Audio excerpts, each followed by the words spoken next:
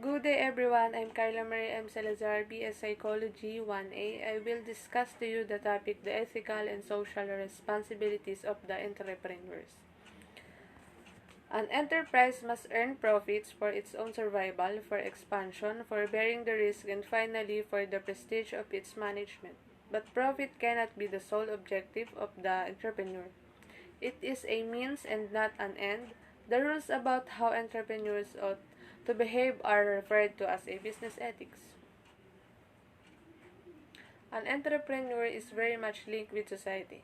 Since any venture owes its existence to society, it has to function under the overall control and discipline of the society. Any business which is injurious to any segment of the society can neither to be tolerated nor allowed to continue.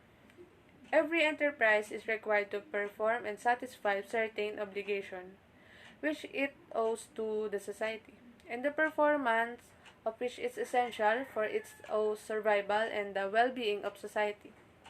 It is the obligation of an enterprise which it owes to the different segments of the society that determine its objectives.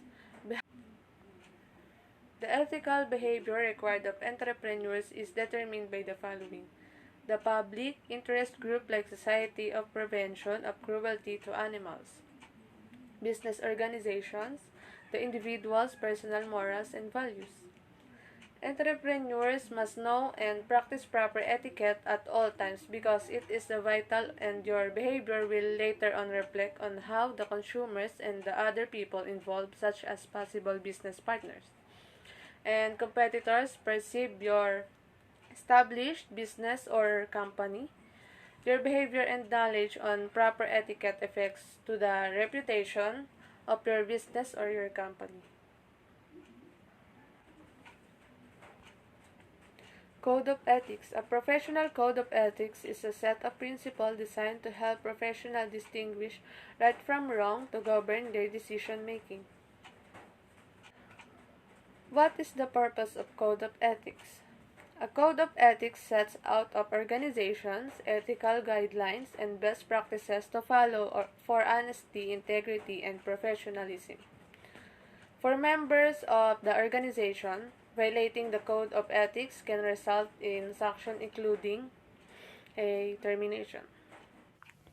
How ethical behavior is encouraged.